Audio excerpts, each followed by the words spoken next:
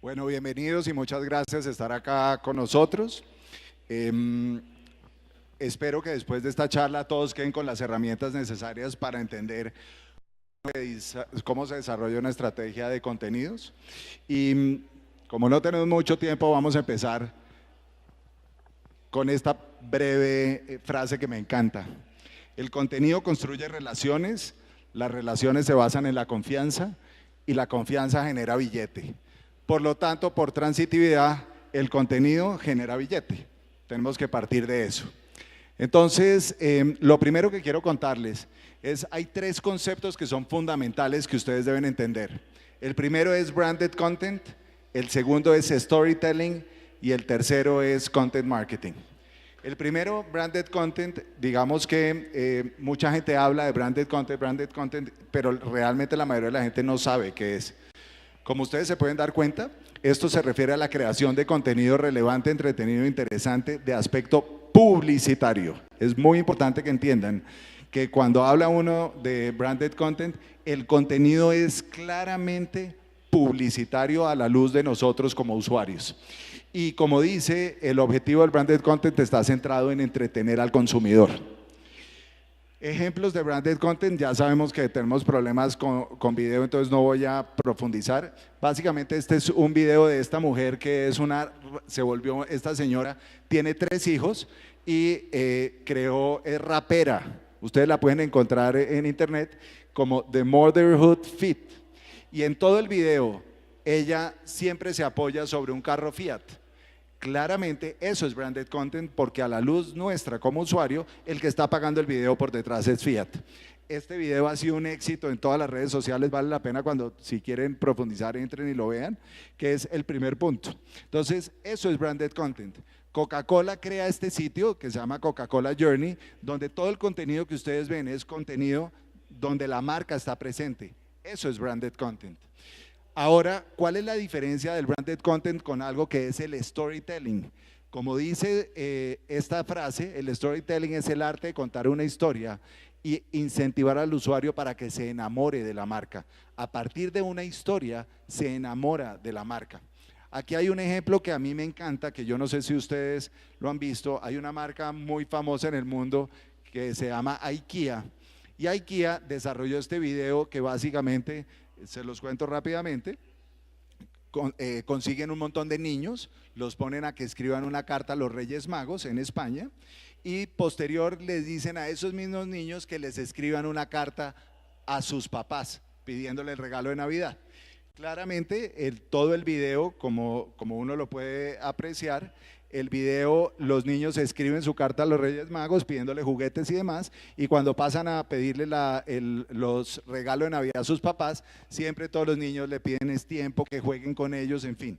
Al final, el video termina donde la marca que hace el video se llama IKEA y menciona que Navidad es un momento especial para estar en familia.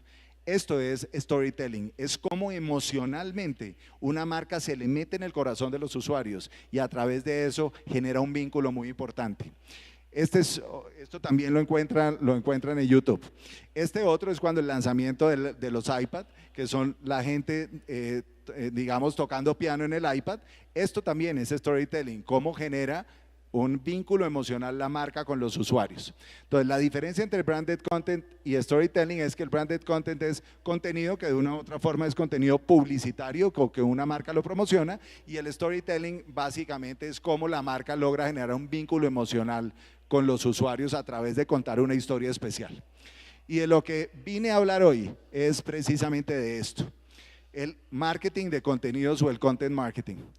Para los que no saben, este señor es uno de los gurús del marketing tradicional, del marketing actual.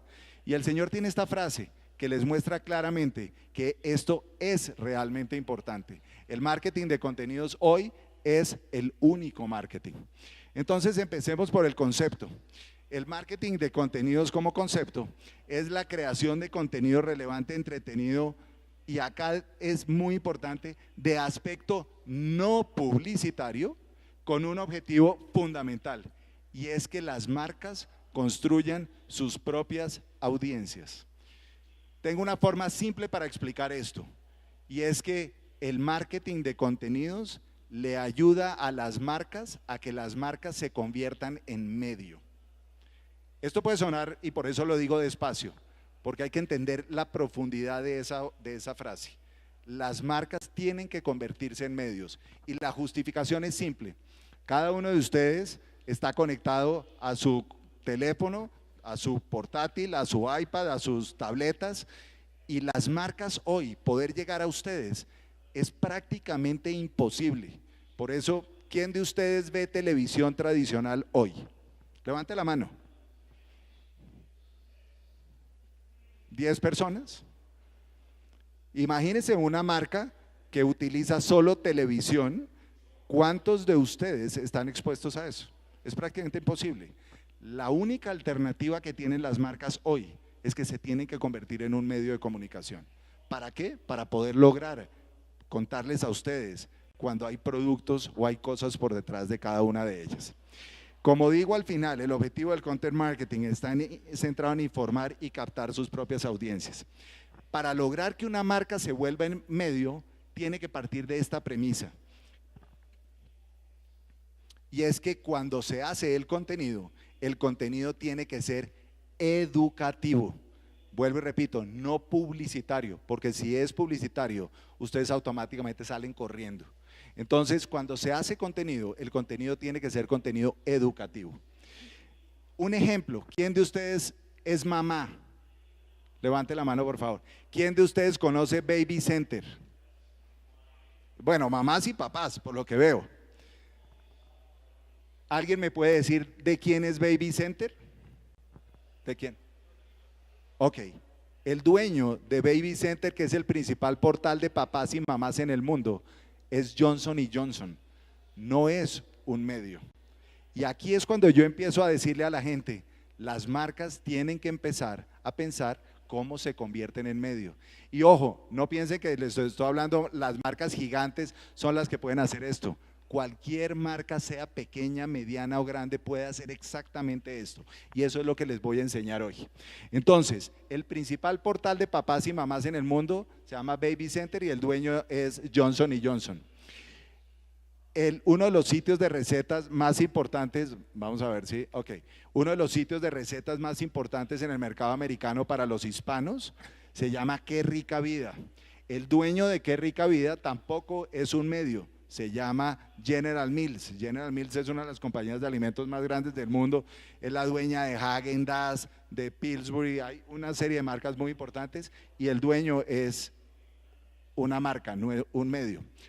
O hay casos como este, donde Iberia crea dentro de su sitio, crea una sección que se llama blog, o en este caso Me Gusta Volar, donde es una guía de 200 destinos turísticos en el mundo. Esta es otra óptica diferente, no crea un sitio aparte, sino crea dentro de su propio sitio, crea un espacio precisamente para convertir ese espacio en un medio de comunicación. ¿Cuál es la importancia de lo que les estoy hablando y radica en esto? Esta gráfica, tuve la oportunidad de estar en una charla con la CEO de una compañía importante en temas de SEO que se llama Moz. Y para que ustedes sepan, el 90% del dinero de publicidad digital se invierte en AdWords, que es lo que está en la parte de arriba. Sobre AdWords hace solo el 2.8% de la gente clic. Y el 10% de la plata se invierte en contenido, que es donde el 62% de la gente hace clic. Me imagino que muchos de ustedes manejan AdWords al derecho o al revés. Pues la historia es muy simple, ustedes se concentran arriba, pero la gente ya sabe que lo de arriba es publicidad, baja y resulta que nadie se preocupa por lo que hay en la parte de abajo. Y de lo que vamos a hablar hoy es precisamente de eso. Entonces, profundizando en nuestro concepto, les voy a contar que solo el 5% de los sitios en el universo son hechos en español. Yo en muchas de mis charlas le pregunto a las mujeres, dígame 5 sitios de moda en español y que no sean de un medio. Y nunca me han podido contestar, siempre aparece 1 o 2. Lo cual quiere decir que hay una oportunidad gigante para crear contenido en español y la gente no lo sabe. Entonces, hoy las estrategias digitales son esto. Está el sitio en la mitad, las redes sociales por un lado y al otro lado está la publicidad con Google, Facebook y demás. Como yo digo, esto es el ecosistema antiguo y ahora les voy a mostrar en qué termina y en qué debe convertirse el ecosistema digital actual. Empecemos porque mucha gente me dice y me pregunta si en comercio electrónico el contenido es importante. Les voy a contar que el contenido es importante porque normalmente incrementa la consideración en el proceso de compra en niveles cercanos al 83%. Es decir, el contenido se tiene que volver un driver para llevar la gente al sitio y que la gente termine comprando. Y ya les voy a mostrar cómo funciona esto. Esta es una gráfica donde ustedes pueden ver sitios que tienen contenido, las tasas de conversión, es decir, del porcentaje de la gente que termina comprando, está en niveles cercanos al 3%. Sitios sin contenido, las tasas de conversión son aproximadamente del 0.5%. ¿Eso qué quiere decir? El contenido realmente funciona e impulsa a la gente a que termine comprando. Voy a pasar y les voy a mostrar un ejemplo. Vamos a suponer que a ustedes les hablan de televisores 4K. Ustedes entran a Google, escriben televisores 4K y ven uno de los links es Almacenes Éxito. Terminan entrando a una sección que tiene Almacenes Éxito que les habla de televisores 4K, qué es la tecnología 4K, en qué se diferencia de los otros televisores, les habla de aspectos a tener en cuenta y demás. Entonces ustedes, ojo, pueden haber llegado influenciados por redes sociales o por AdWords o idealmente por SEO. Terminan llegando al contenido a saber qué son los televisores 4K. Pero hay una particularidad. En la parte inferior hay lo que llamamos nosotros un call to action que dice ver televisores 4K. Cuando ustedes hacen clic en ver televisores 4K, después de que se leyeron todo el contenido que les explicaba qué son los televisores 4K, hacen clic y terminan entrando a la página donde Almacenes Éxito les vende los televisores 4K. La calidad del usuario que llega influenciado por contenido normalmente es muy superior a la calidad del usuario que llega influenciado por publicidad. Entonces, esto es cómo se aplica el contenido a estrategias de comercio electrónico. ¿Cómo puede uno utilizarlo? Pasemos a otro caso y ustedes se darán cuenta cómo puede uno volver una marca, digamos, eficiente en eso. Fusty lanza este sitio, pues que muchos de ustedes posiblemente han entrado, pero resulta que cuando entran se encuentran con este artículo: conoce los mejores mercados de las pulgas del mundo. Ojo, en la página de Fusty se encuentran un artículo que habla de conoce los mejores mercados de las pulgas del mundo. Si ustedes analizan, uno pensaría, ¿y cuál es la relación de este contenido con la marca? Pero resulta que posiblemente Fusty, en el momento en que pensó en esto, dijo, hombre, me interesa que el consumidor o el perfil del usuario de Fusty, que está previamente definido, posiblemente busca temáticas alrededor de esto. Lo interesante que hay detrás de este caso y que les quiero mostrar es que no necesariamente las marcas que tienen una muy buena reputación en el mundo offline la tienen en el mundo online. ¿A qué me refiero con esto? Ellos crearon el contenido y cuando yo entro a mirar si el contenido ha sido efectivo o no, entro con un softwarecito que, para los que quieran profundizar, este software se llama Ahrefs. Es un software muy bueno para poder evaluar estrategias de SEO, es decir, de indexación orgánica. Me encuentro allá donde está la flecha que entra a esa pieza de contenido, entra al mes una sola persona al mes a leer ese artículo. Lo cual quiere decir que si yo creo contenido y la gente no me llega, es que hay algo que no estoy haciendo bien. Porque lo ideal es que cuando yo creo una estrategia de contenido, la gente me llegue por los buscadores al contenido. Entonces, para que ustedes se den cuenta, esto claramente les muestra que un caso donde yo creo contenido por hacerlo sin las técnicas necesarias, finalmente no va a terminar en un, llamemos, desastre, porque de nada me sirve crear contenido si la gente nunca llega a consumirlo. La clave de crear una buena estrategia de contenidos, como les voy a explicar ahora, es que la gente termine llegando a consumir ese contenido sin que yo tenga que meterle publicidad para poder lograr audiencias. Bueno, otro caso con el mismo Coca-Cola. Coca-Cola tiene sus redes sociales donde crea post y pone post. ¿Qué puedo hacer yo con un post? Básicamente no puedo hacer nada excepto ponerle un like.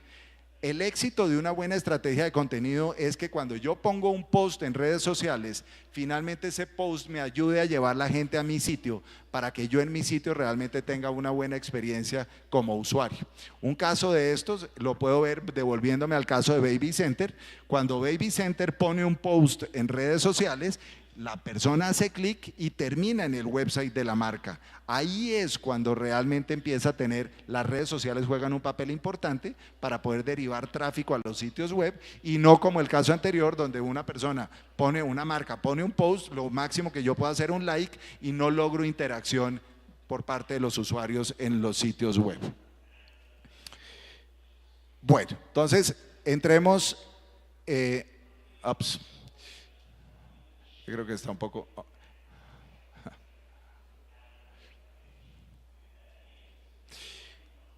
Acuérdense por favor de esto: si ustedes tienen que hacer publicidad para mover las audiencias alrededor del contenido, perderán el verdadero valor del contenido. Ustedes no pueden depender de publicidad al contenido para que la gente llegue a su sitio web. Es muy importante que tengan en cuenta esto. Una buena estrategia de contenidos debe permitirles que la gente llegue orgánicamente al contenido sin que ustedes tengan que pagar por ello, y ahorita les voy a explicar esto.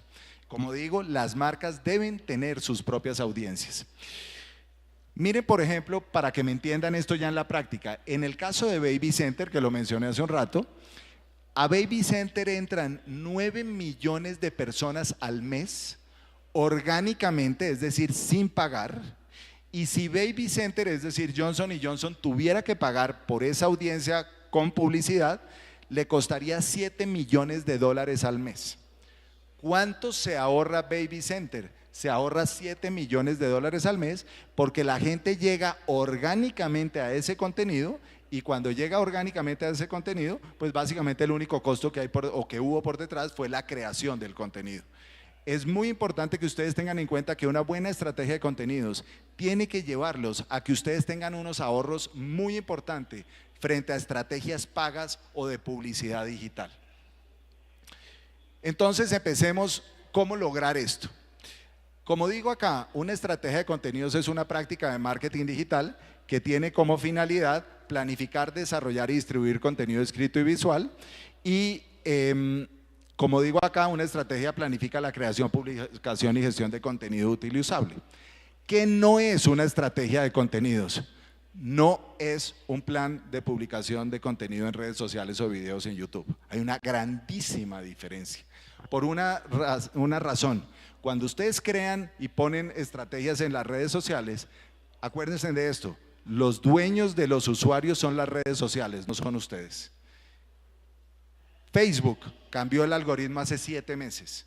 Y toda la gente que lo único que había conseguido era fans y followers en redes sociales, sobre todo en Facebook, perdió el esfuerzo, porque ya hoy, si una marca quiere lograr tráfico orgánico a través de redes sociales, le toca prácticamente pagar. Entonces recuerden una cosa: el mayor activo que puede tener una marca es cuando tienen su propio sitio web y utilizan las redes sociales como un hilo conductor para llevar la gente desde las redes sociales a su sitio web. Pongan los huevos en la canasta que es de ustedes, no lo pongan en las redes sociales, porque normalmente ustedes no saben mañana qué va a pasar. Yo no digo con esto que las redes sociales no sean eficientes, sino que el papel que juegan dentro de una estrategia de contenido son completamente diferentes. ¿Cuáles son los componentes y reglas de una buena estrategia de contenidos? Como ustedes se pueden dar cuenta, hay 7. El primero, los objetivos, el diseño, el equipo, la ingeniería, la creación, la distribución y las mediciones. Vamos a tocar cada uno de esos puntos rápidamente para que después de esto ustedes tengan un panorama un poco más amplio. Lo importante de esto es una regla, que es la regla del 80-20. La regla del 80-20 es que ustedes deben producir la mayor cantidad posible de lo que se llama contenido evergreen y la menor cantidad posible de lo que se llama contenido estacional. ¿Qué es contenido evergreen? Es contenido que no muere en el tiempo. Ejemplo: 5 tips para cambiar los pañales de tu bebé. Un artículo que habla de 5 tips para cambiar los pañales de tu bebé va a ser importante hoy, dentro de 1 año, dentro de 2 y dentro de 5. Es decir, nunca va a morir ese artículo en el tiempo. ¿Qué diferencia hay con contenido estacional? el evento de Colombia 4.0. Ese evento, uno puede hacer una pieza de contenido que hable, pero tan pronto pase el evento, nadie más va a volver a estar interesado. La gran diferencia que hay es que cuando ustedes tienen una estrategia de contenido, la clave es buscar crear la mayor cantidad posible de contenido que no muera en el tiempo, para que ese contenido aparezca e indexe en los buscadores y finalmente ese contenido nunca pare de generarles tráfico. ¿Cómo funciona esto? Bueno, hay mucha gente que me dice la gente no lee y eso es falso. Y la razón es simple y ustedes se pueden dar cuenta. Cuando ustedes entran a Google, siempre las búsquedas son en texto. Y cuando uno recibe la respuesta por parte de Google, también termina leyendo. Si uno tiene una buena estrategia de contenidos, esto es fundamental que lo tengan claro, porque los contenidos, idealmente, como deben responder, es en formato en texto. No quiere decir que video, audio y demás no sea importante, pero uno debe tener claro que el punto de partida en esto es texto. Entonces, ¿cuál es el primer punto para desarrollar una buena estrategia de contenidos? La definición de los objetivos y lo que llamamos el buyer persona.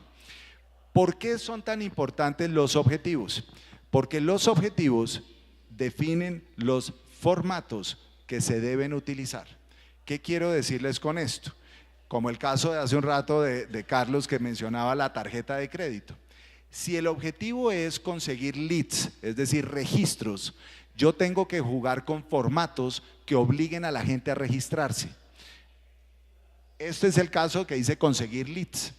¿Qué tipo de formatos obligan a la gente a registrarse? Ejemplo, los ebooks, las guías, las listas. Por eso cuando ustedes van a descargar un ebook, si se dan cuenta les piden nombre, apellido, dirección, teléfono, a qué hora se levanta, a qué hora se acuesta y todo lo demás.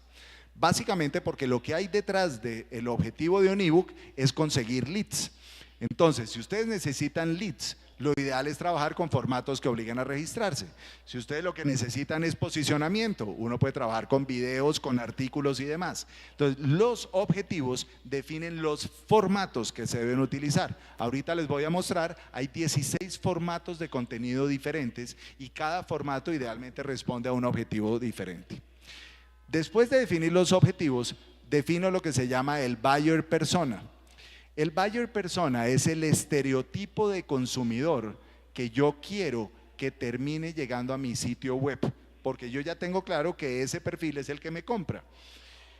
Ejemplo de un buyer persona, como ustedes se pueden dar cuenta, este es un buyer persona que se llama Pepe Montaña, tiene entre 30 y 50 años, estado civil, condición laboral, cuáles son sus ingresos, aficiones, excursionismo, montañismo y deporte. ¿En qué se gasta el dinero? En visitar parajes naturales y comprar equipos. Vamos a suponer que yo soy una marca de vehículos y le quiero vender a Pepe Montaña un vehículo. ¿De qué temáticas creen que es de lo que debería hablarle a Pepe Montaña para que Pepe Montaña termine en mi sitio web? De excursionismo, montañismo, deportes y parajes naturales. Porque si yo le hablo de vehículos, eso para él no está en su radar. Si yo le hablo de moda, tampoco está en su radar. ¿Esto qué implica? Que las marcas tienen que pensar es qué contenido es el que le interesa a mi potencial consumidor. ¿Eso qué quiere decir? Que si yo soy una marca de vehículos y quiero hablarle y lograr que Pepe Montaña termine en mi sitio web, tengo que crear contenido de excursionismo, montañismo y deporte. Les voy a poner un ejemplo de la vida real. Cuando nosotros empezamos a trabajar con Motoriza, la primera reunión que tuvimos con Motoriza, que es Mitsubishi, era la persona de mercadeo quería que a su sitio web llegaran mujeres, mamás, cabeza de familia, porque tienen claro que las camionetas, las Montero, son perfectas para mamás. Cuando nos sentamos a hablar con ellos, les dijimos de qué les gustaría tener contenido.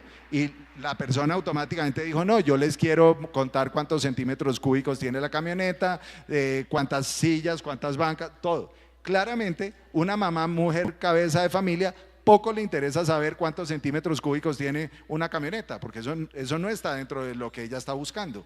Si ustedes entran hoy al blog de Motoriza, se van a dar cuenta que hay tips para tener una mejor vida en pareja, cómo educar mejor a los hijos, recetas de cocina, porque lo que uno tiene que pensar es qué contenido es el que le interesa a mi potencial consumidor.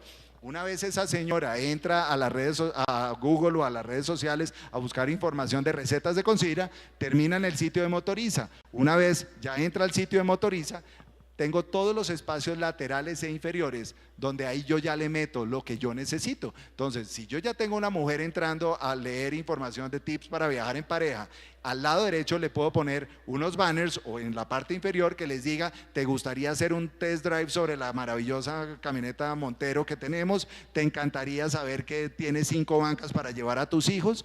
El punto al final, el buyer persona es determinante para saber las temáticas de contenido a través de las cuales hay que trabajar o enganchar a los usuarios. Entonces, primero defino los objetivos y segundo, elaboro el buyer persona.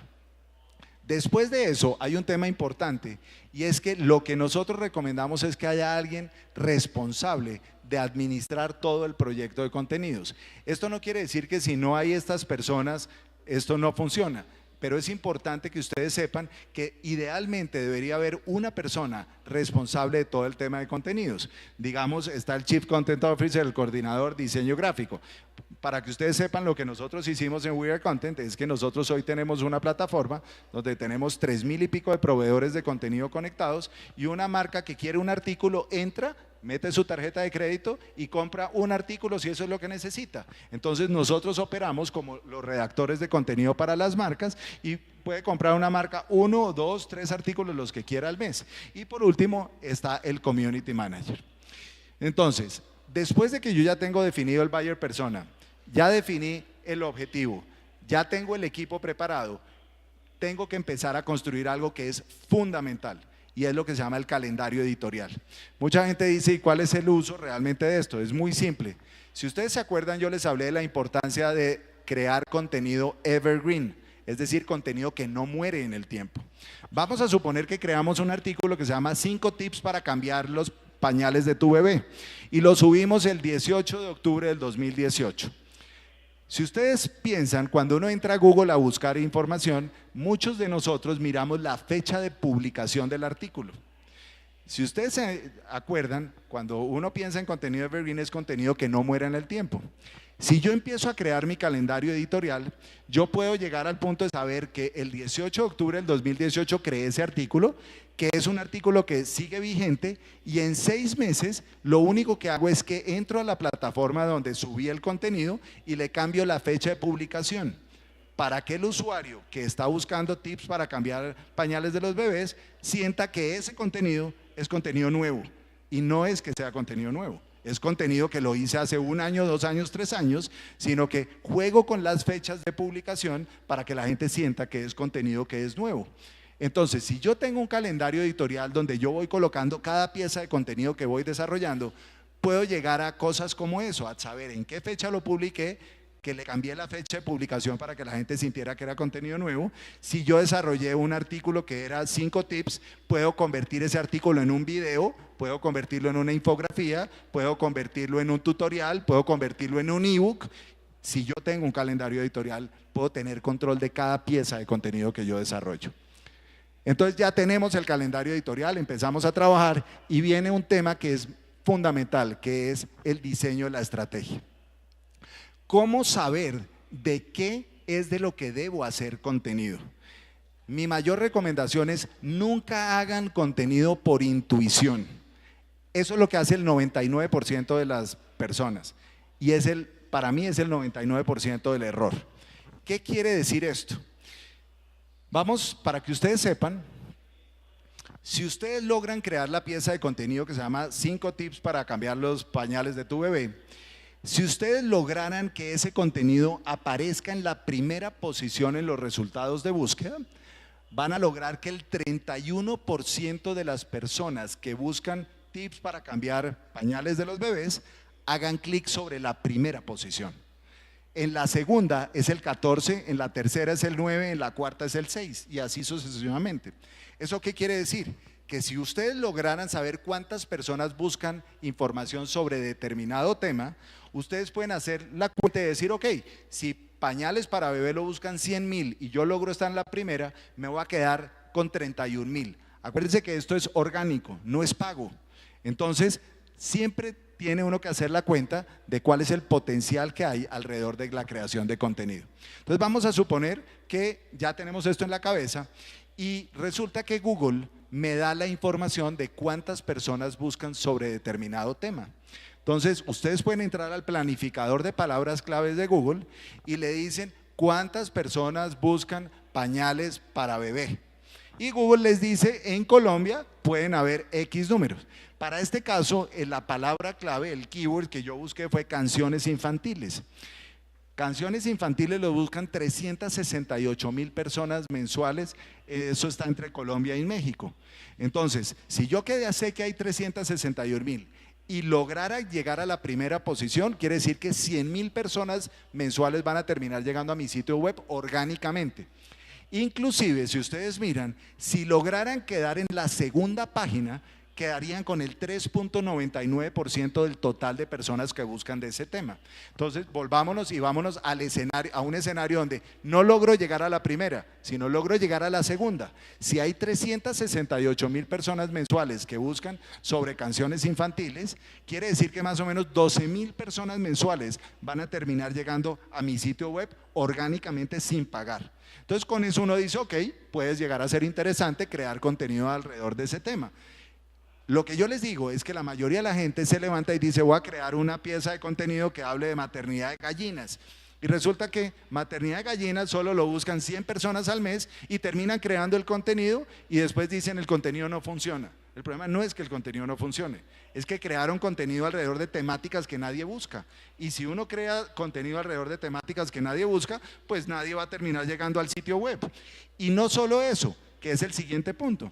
Lo que yo hice fue, dijo, hombre, creo que uno no puede crear contenido únicamente partiendo del volumen de búsquedas, sino también tengo que crear contenido analizando el costo por clic de cada, digamos, de campañas pagas.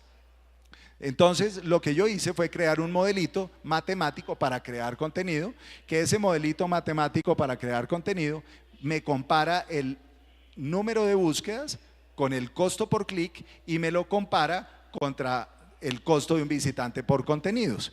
Ya les voy a mostrar rápidamente a qué me refiero.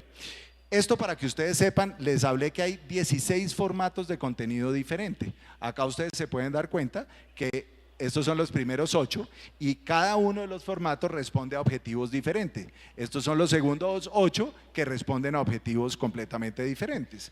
Entonces, muy importante que, como les dije, plantear los objetivos porque los objetivos definen los formatos. Bueno, después de esto, les voy a contar rápidamente el modelo matemático, inclusive para los que quieran profundizar con mucho gusto, yo les puedo mandar el archivo en Excel después, ahorita les doy mi mail, para que ustedes miren cómo funciona. Lo que uno tiene que hacer para definir las temáticas de contenido es comparar el costo de un visitante por contenido versus el costo de un visitante por AdWords de Google. Si el costo de un visitante por contenidos es más barato que pagarle a Google para que me traiga el tráfico alrededor de una palabra, en ese caso yo recomiendo hacer contenido. Si por el contrario el costo de un visitante por contenido es más alto que pagándole a Google AdWords, pues ¿para qué me meto a crear contenido? ¿Qué es importante que sepan? El costo por clic de Google crece en promedio 40% año por año. ¿Por qué? Porque eso es una puja. Y donde todos ustedes que invierten, lo que están haciendo es echando el costo por clic de para arriba. Y resulta que sus presupuestos no crecen el 40% año por año. Entonces, ¿qué hay que hacer? Hay que evaluar qué alternativa hay para que si mi presupuesto no crece el 40%, yo pueda seguir trayendo tráfico a mi página sin que tenga que pagar por publicidad digital. Y ese modelito, que con mucho gusto vuelvo y repito, a los que les interese se los puedo mandar, les ayuda para que ustedes sepan sobre qué temáticas hay que desarrollar contenido, no solo partiendo del volumen de búsqueda, sino comparándolo con el costo por clic. Entonces ya definí las temáticas de contenido y sobre qué palabras claves vamos a desarrollar el contenido. Ahora viene lo que se llama la ingeniería y el SEO. Para los que no saben, el SEO es Search Engine Optimization. SEO básicamente es cómo mi página hace relaciones públicas con los buscadores para convencerlos de que me pongan a mí en las primeras posiciones en los resultados de búsqueda. ¿Qué deben considerar en esto? Lo que yo siempre le digo a todo el mundo es, recuerden por favor esto, para que su contenido Google lo considere y lo meta en su base de datos, que es la forma simple para explicar esto, deben aprender que esto es lo más importante. La autoridad de dominio. La autoridad de dominio se refiere al nivel de confianza que su sitio tiene frente a los buscadores. Eso es una escala entre 1 y 100. Entre más alta sea la autoridad de dominio, más rápido Google va a meter el contenido dentro de su base de datos. Entre más baja, menos posibilidades tiene. Ejemplos: el periódico El Tiempo tiene una autoridad de dominio de 85 o 86 en una escala de 1 a 100. ¿Eso qué quiere decir o qué implica? Que cada vez que el periódico El Tiempo sube una noticia, en fracción de milésimas de segundo Google está pendiente y mete el contenido dentro de su base de datos. Entonces, entre más alta sea la autoridad de dominio, más rápido indexa el contenido. Si ustedes quieren lograr mejorar su autoridad de dominio, la forma de lograrlo es con algo que se llaman links externos. ¿Qué quiere decir eso? Que desde páginas externas hagan referencia a su sitio. Si esas páginas externas hacen referencia a su sitio y esas páginas tienen una buena autoridad de dominio, Google va a confiar en el contenido que ustedes están subiendo. Si por el contrario, su autoridad de dominio hoy es alta, o pongámoslo al revés, si ustedes tienen ya una buena autoridad de dominio y ustedes ponen link a páginas que tienen menor autoridad de dominio, ustedes les van a ayudar a esas páginas a subir, porque Google no tiene otro mecanismo, digamos, de reconocer en qué página puede confiar, sino a partir de eso y de los shares en redes sociales. Es decir, si el contenido la gente lo comparte muchas veces, para Google es un indicador de que el contenido es bueno, y Google implícitamente dice: en ese contenido también puedo confiar. Ejemplo para que sepan: no necesariamente una marca que es reconocida en el mundo offline es reconocida en el mundo online, como lo que les mostré. Fíjense que en el caso de Fusty, la autoridad de dominio en una escala de 1 a 100 es de 3.5, lo cual claramente Google no confía en el contenido que hay en la página de Fusty, por muchas razones. Pero esto les quiero decir, no necesariamente, ustedes no quiere decir que ustedes no puedan competir de tú a tú con Fusty. Si ustedes producen té y mañana se quieren meter en el mundo digital, posiblemente ustedes pueden llegar a hacerlo mejor que ellos si entienden cómo lo pueden hacer. En el caso, por ejemplo, de la página de Coca-Cola, la página de Coca-Cola tiene una autoridad de dominio de 84. Les acabo de decir que el periódico El Tiempo tiene una autoridad de 85 o 86. Quiere decir que el periódico El Tiempo en el mundo digital tiene una mejor autoridad de dominio que Coca-Cola, pero Coca-Cola tiene una muy buena autoridad de dominio. ¿Eso qué implica? Que cuando Coca-Cola sube contenido a su página, rápidamente Google la mete dentro de su base de datos. Bueno, en esto, ¿qué deben saber? Digamos que hay términos que es importante que sepan. Lo que se llama el título SEO es lo que aparece en los resultados de búsqueda. Lo que es el URL, pues es la dirección donde se encuentra el contenido, y lo que está en la parte inferior se llama la metadescripción. Mucha gente piensa que esto lo define Google. Si ustedes lo dejan en manos de Google, Google sí se los va a definir. Pero si ustedes tienen una plataforma y suben su contenido a su sitio web, esto lo deben poder definir ustedes como a ustedes les parezca. Yo siempre les recomiendo a la gente que trabaja en esto, hay un softwarecito que se llama Yoast, Yoast, donde Yoast, digamos, mi recomendación para los que tienen su página en WordPress es que lo utilicen, porque es bastante, pero bastante bueno, y les ayuda a definir gran parte de estas variables. Cuando uno crea contenido, ¿y por qué tengo esto acá? Recuerden que en el título SEO debería estar la palabra clave sobre la cual yo quiero indexar. Es decir, si estoy hablando de pañales para bebé y quiero que la gente me encuentre con pañales para bebé, en el título SEO debería estar la palabra clave pañales para bebé. En el URL debe estar pañales para bebé, y en la metadescripción debe estar pañales para bebé. Eso, digamos que son 3 variables que es importante de 11 que yo tengo acá considerado. Para que el contenido Google lo reconozca, o los buscadores, acá ustedes pueden darse cuenta que hay varias variables. La primera, en el primer párrafo debe estar la palabra clave, es decir que pañales para bebé debería aparecer en el primer párrafo. La longitud de los párrafos, idealmente no debe pasar, ahí tengo un error, la longitud de las oraciones no debe sobrepasar de 20 palabras. Los párrafos no deben ser mayores a 300 palabras. Entonces, ese es el segundo.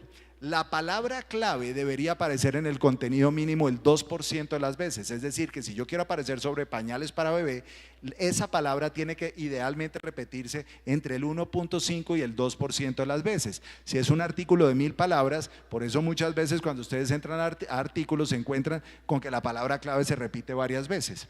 El título de la pieza debe ser máximo de 50 caracteres. En el título debe estar la palabra clave.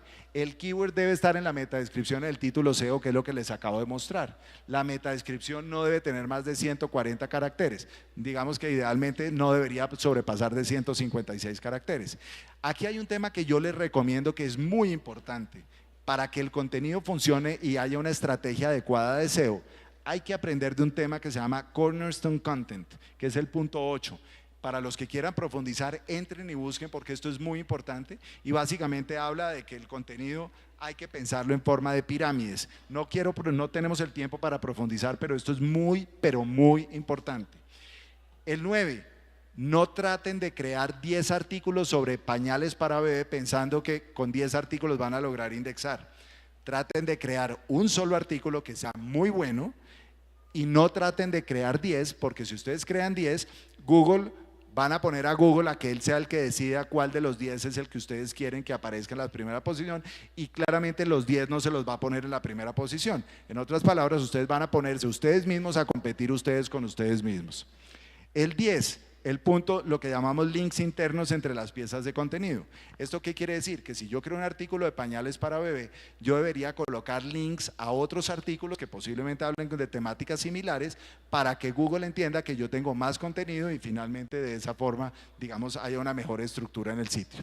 Y el punto 11, que es un punto nuevo, que es lo que se llama el SEO semántico. El SEO semántico básicamente radica en que yo dentro del artículo debo tener muchas palabras que le ayuden a los buscadores a entender de qué es el contenido que hay por dentro. En esto les recomiendo, hay una muy buena plataforma que encontré hace unos días que se llama LSI Graph. LSI Graph. Ustedes le meten, por ejemplo, que ustedes quieren indexar sobre pañales para bebé y esta plataforma les dice, usted debería tener dentro de su artículo temas como cunas, como mamás, como X, Y o Z, temáticas que hay dentro del mismo contenido para que Google aprecie y encuentre más valor en él. Esto es lo que yo les menciono del Cornerstone Content, que es lo que les hablaba, que uno tiene que pensar con el contenido en forma de pirámide. ¿Esto qué quiere decir? Para que ustedes me entiendan, que si yo defino que el artículo más importante que hay en We Are Content es alrededor de qué es marketing de contenidos, yo no debo tener otro artículo que hable de qué es marketing de contenidos, sino que creo artículos de temas relacionados y, por ejemplo, el segundo artículo que se llama las 7 Cs del marketing de contenido tiene un hipervínculo al artículo de la parte superior para yo ayudarle a Google y que él entienda que cuando alguien busca qué es marketing de contenidos, el artículo que está en la parte superior es el que es más importante para mí y el que me interesa que Google indexe en las primeras posiciones. Ese es, digamos, el concepto. Y lo que es bien interesante para que ustedes sepan es esto. Los buscadores le mandaron más tráfico a los sitios web durante todo el año 2017 que las redes sociales. Es decir, de lo que estamos hablando es realmente importante y vale la pena que ustedes profundicen en eso. Siempre mucha gente me dice, ok, ¿cuál es la relación del SEO con el marketing de contenidos? La historia es muy fácil. Como Carlos dijo hace un rato, el negocio de Google no es publicidad. El negocio de Google es darnos a todos las mejores respuestas a las preguntas que nosotros hacemos. Yo no sé si saben esta cifra, pero si el 1% de la población se cambia de Google a Bing o Google a Yahoo, Google pierde $100 millones en publicidad. ¿Por qué? Porque el negocio de Google es darnos las mejores respuestas a las preguntas que hacemos. La consecuencia es el negocio de publicidad. Pero Google tiene que estar todo el tiempo buscando las mejores respuestas a las preguntas. Entonces, ustedes pueden tener un website donde gráficamente es espectacular, pero si no tiene contenidos, Google ni los va a mirar. Hoy el negocio de Google es buscar el mejor contenido para las preguntas que nosotros hacemos. Después viene lo que les acabo de mencionar, que es el tema de la creación, y es que, como les digo, todas las piezas de contenido deben ser desarrolladas con técnicas de SEO, con los 11 puntos que yo les mencioné.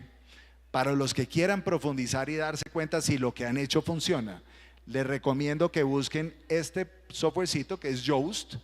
Tiene una versión gratis donde ustedes ingresan el contenido y Yoast les dice: tiene este problema, tiene este problema, tiene este problema y tiene este problema. Entonces traten de nunca subir a sus sitios web contenido sin previamente pasarlo por plataformas que les ayuden para saber si está bien desarrollado o no. Y después, vamos a suponer, ya definimos objetivo, tenemos buyer persona, ya hicimos el análisis de los keywords para saber sobre qué temáticas, creamos el contenido con técnicas de SEO, ya lo subimos a nuestro sitio web. Ahora, ¿qué hay que hacer? Viene un tema fundamental y es lo que se llama distribución. Para que el contenido entre dentro de la base de datos de Google, es decir, se indexe, yo no puedo pensar que únicamente por subirlo automáticamente Google lo va a hacer, y más si yo no tengo una buena autoridad de dominio. Si tuviera una magnífica autoridad de dominio, posiblemente en fracción de milésimas de segundo lo tendría, pero la mayoría de los mortales no tenemos esas autoridades de dominio. Entonces, ¿qué hay que hacer? Hay que trabajar en distribución. ¿La distribución qué es? Como dice esta gráfica, el contenido es fire, pero social media es la gasolina. Social media es lo que me impulsa el contenido. Entonces, ¿qué es distribución? De una forma fácil, es meterle publicidad al contenido. Si yo soy una marca de pañales y creo la pieza de contenido que se me ocurrió hoy, la de los 5 tips para cambiar los pañales de tu bebé, ¿qué debería hacer? Yo subo la pieza de contenido a mi sitio web, inmediatamente lo coloco en las redes sociales de la marca para que la gente que ya me conoce, digamos, interactúe, pero tengan en cuenta una cosa: el éxito de esto no es que la gente que ya me conoce esté expuesta a mi contenido, sino gente que no me conoce termine consumiendo el contenido. Entonces, lo que hay que considerar idealmente es que hay que meterle publicidad al contenido para llegar a gente que no me conoce.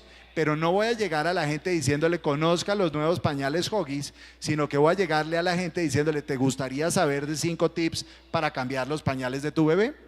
Para que ustedes sepan, hay 14 redes sociales a través de las cuales yo puedo meterle publicidad al contenido.